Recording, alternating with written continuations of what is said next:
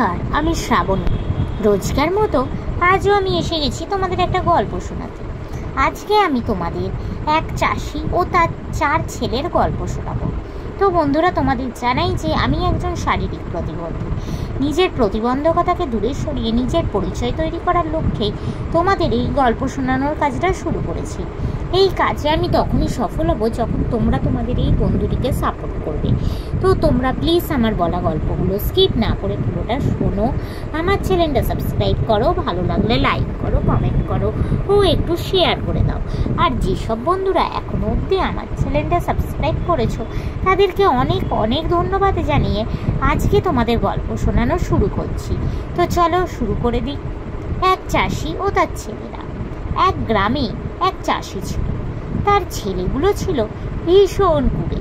মরবার আগে চাষি তার ছেলেদের কাছে ডেকে বলল, শোনো পুত্ররা, আমার সময় হয়েছে, আমাকে এবার যেতে হচ্ছে।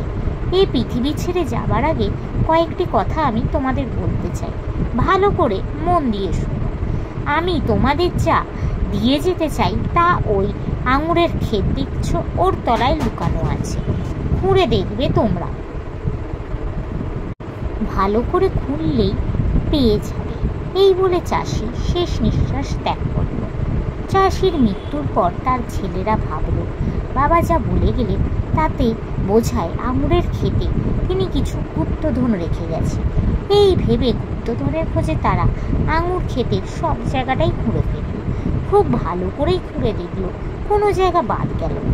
কিন্তু কোথায় গুপ্তধন? কিছুই তো নেই, সব ভোঁ ভোঁ। কিন্তু অমন ভালো করে খোঁড়ার ফলে ওই ক্ষেতে সেবার প্রচুর আঙুর ফলল, যেমন আঙুর আর কোনোবারে হয়নি। নমস্কার। এর থেকে আমরা কি বুঝতে পারি?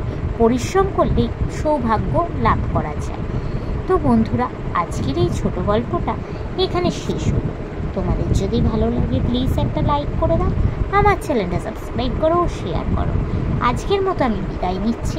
আবার আমি কাল চেষ্টা করব তোমাদের এরকমই কোনো একটা ছোট গল্প শোনাতে। তোমরা প্লিজ প্লিজ আমাকে সাপোর্ট করো। আজকের মতো টাটা।